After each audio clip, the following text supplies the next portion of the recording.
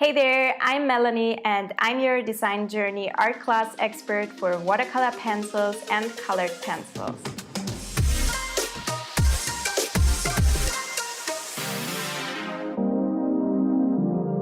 In this session, I'm going to use pastel pencils, graphite watercolor pencils, as well as full watercolor pencils.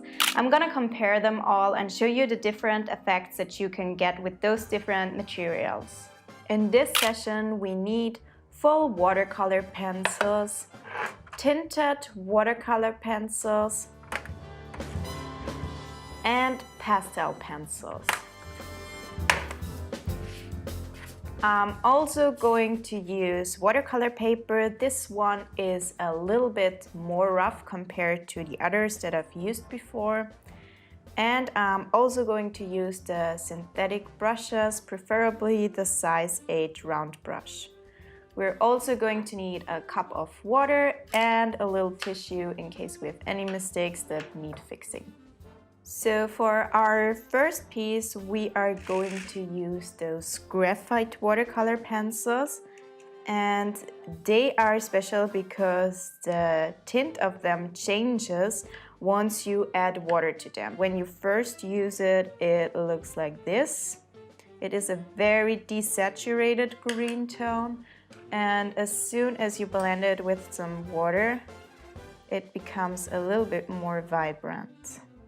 So to get started, I'm gonna use this green tone, and I'm just gonna frame our little picture. And now I'm just gonna roughly map out where everything is going to be.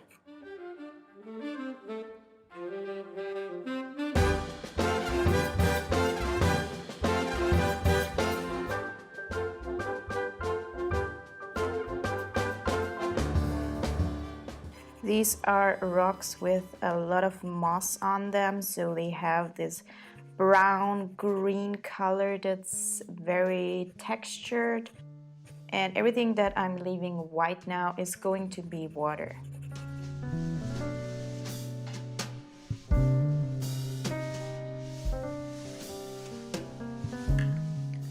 Now I'm gonna use a dark brown tone. I'm just checking the color that it's going to have. Now I'm gonna add even more shadows to all the rock areas. I leave some parts white here because there's going to be water.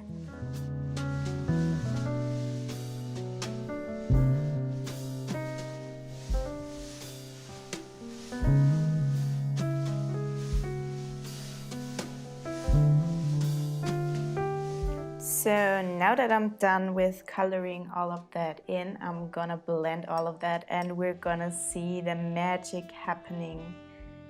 Because once we blend that, we have so much more color here. It's so much darker and it starts to look really cool.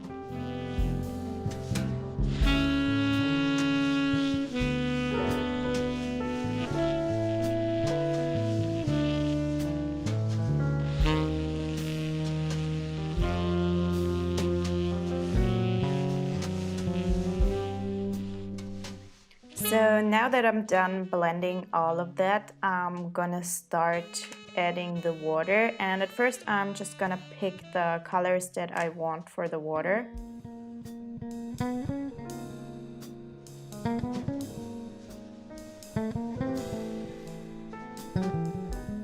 Probably gonna use that for some additional shading.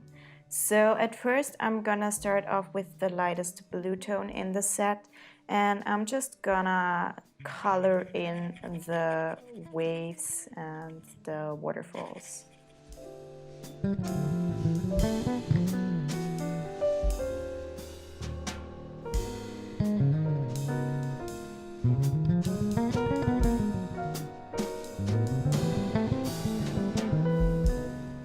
You can really see how vibrant the colors are now. They are super versatile because you can use those colored pencils for a lot of shadows and textures as they are, very tinted and dulled down, but you can also make them vibrant with just a little bit of water.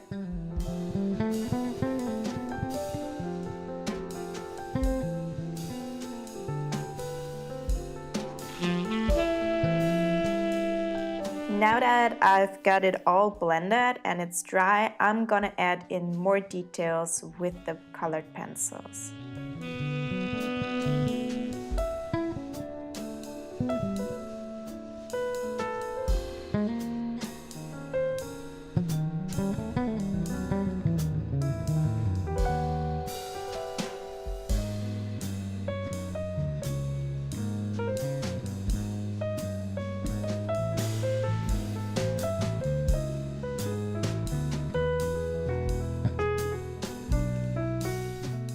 So now I'm done adding in all the details with one of the colored pencils, and you can see that we have these lovely natural tones here. I'm really happy with how this turned out, and I'm now gonna move on to the next piece with different art supplies. So in this section I'm gonna use the full watercolor pencils, and I'm gonna start off with this tone and just sketch where I want my piece to be, like I did before.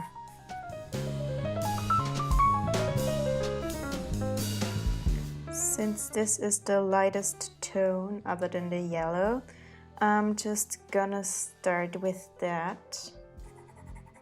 And this is like a sunset sky. And you can use them very tilted like that because they don't have any wood on there, so you can just cover bigger areas, mixing in a little bit of the yellow in the lightest areas. I'm being a little bit more careful with the orange because it's very pigmented, so I'm pressing very lightly right now. Now for the pink tone. I'm actually gonna drag the pink way down here and the purple tone to darken all of these areas a little bit.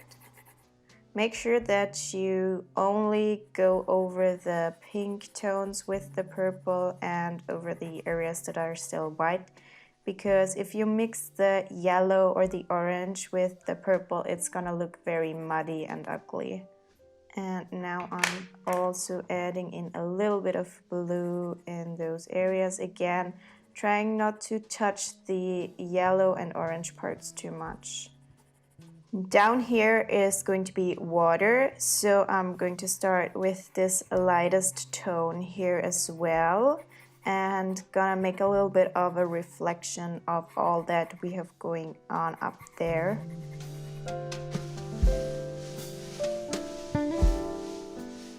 So now I'm gonna blend all of that, and I'm gonna start with the lighter areas and make sure not to drag the pigment of the blue and the purple into the yellow and orange areas. And if you add too much water or you see the pigment spreading in a way that you don't want to, just remove the water from your brush and use the dry brush to remove all of that. So now all of that is blended, and I think that it still needs a little bit of pink, and I want to blend that right into the first layer. So I'm just gonna use the watercolor pencil just like I would use watercolors, and I'm carefully going to just dip my brush, my wet brush on here, and take a little bit of the pigment, and you can just use it like regular watercolors, and then add a little bit more pink.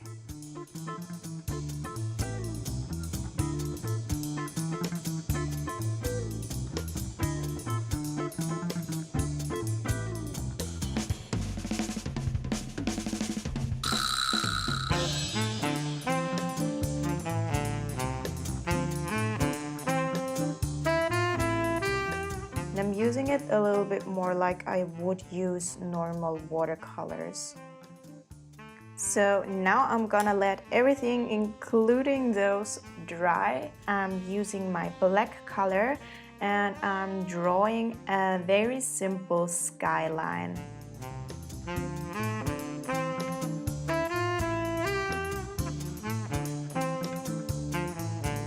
I'm just pressing down really hard this time because I want it to be super dark. So now that that's done, I'm actually gonna use the smallest brush, the size 2 round brush, and I'm gonna blend all of that very carefully. And you can see that we get this super solid black tone.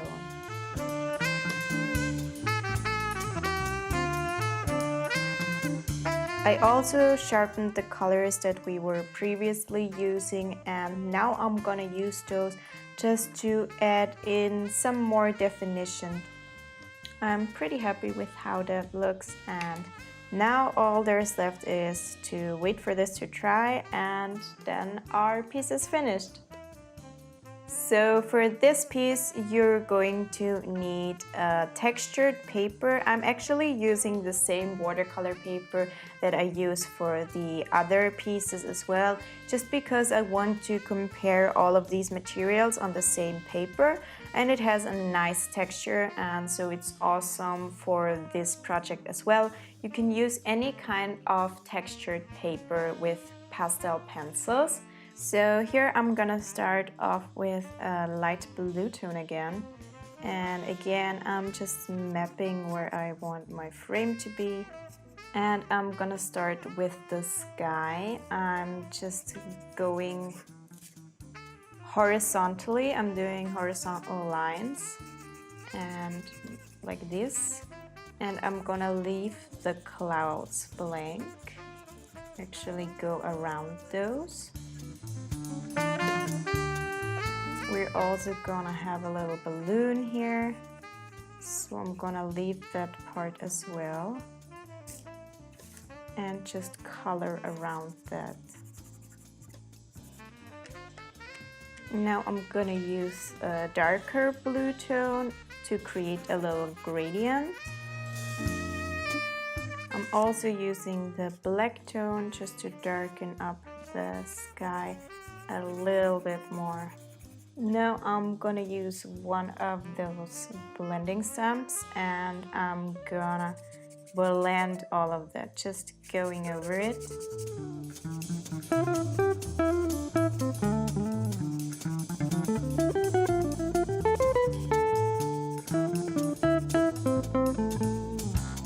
So you can see that the lines are still a little bit visible. That's why I went horizontally. I actually don't mind those. I think that they look cool and they add a little bit to the entire piece. I'm just now blending in the sky a little bit to the clouds.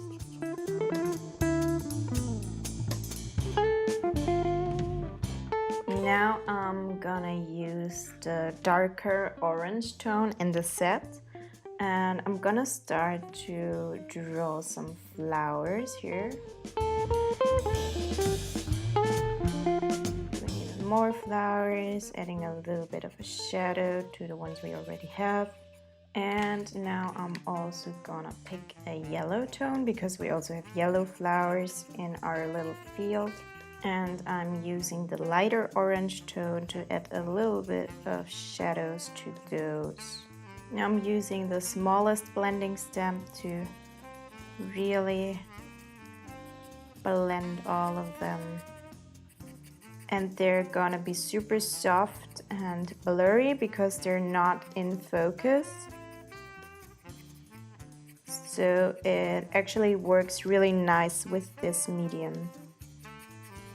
Now I'm using the darker green tone to add all of the green parts, and I'm also blending in a little bit of the blue here.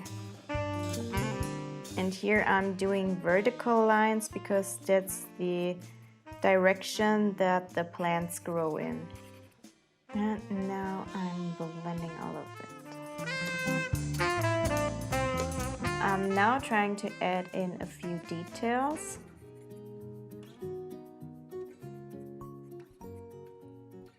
using the darker red tone, just adding in a few lines.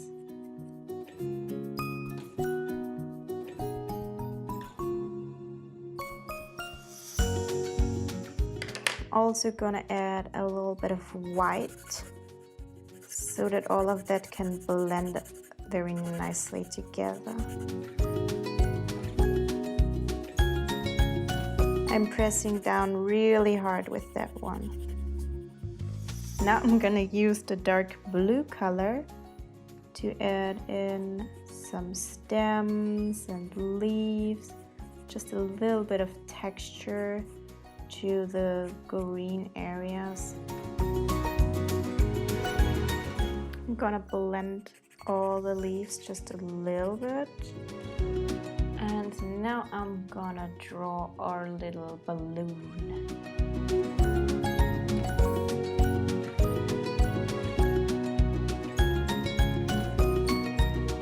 And that was the last step. Now I'm done with this piece. It might seem a little bit hard to find the right medium for you, but I treat it like an experiment. Maybe even create the same landscape with different materials if you're curious. You don't have to like every single medium. I'm sure you'll find your favorite ones. When you're thinking about which one of those you want to use, just consider the kind of style that you're going for and get started to create something now. We'd love to see your results. Share them on Instagram using the hashtag #MyDesignJourney.